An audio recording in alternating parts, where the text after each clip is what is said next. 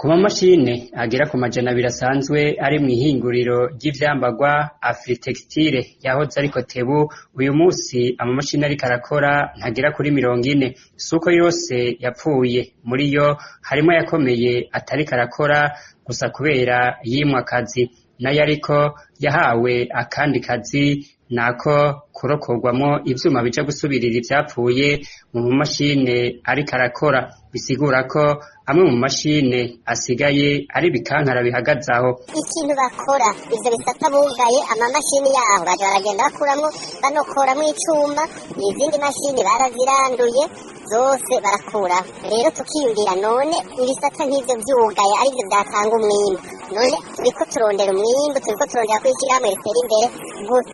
Abakozi ba Afritextile basaba leta kwishikira kuraba ay'ihinguriro ryahoze ariko Tebu ribonye, bageze aho basaba ko ryosubira mu minwe ya leta. Natwe dutabaza kubera tubabaye kubwo ihinguriro riko rirahomba tubona. Ikindi naco twagisaba leta n'ukuri, leta ihinguriro inyubakwa ni za leta, amamashini yose ahagaze gutyo n'aya leta. Nyene icubahiro umukuru w'igihugu yavuze ati mbega kubera iki dukomanda impuzu z'igisoda n'igipolisi zikava hanze, mwebwe ihinguriro Afritextile ntimushobora kuzikora. Umuyobozi yitwaje ngo nta mamashini afite. Amamashini bakotewe yaho rikoresha ni hakiri, impuzu z'igisoda zokorwa, impuzu z'igipolisi zokorwa. Rero na leta turayisavye n'ukuri ko yorunga intumwa zayo ikaza ikaraba n'abakozi bagashobora kuvugana bakayiterera. Tukayisaba ko leta ihinguriro risubiza mu minwe rya leta. Uruganda rwa RPA rwasubiye kurondera Gilbert Nzeyimana, umuyobozi mukuru wa Afritextile, ariko akaba n'ubu atitaba.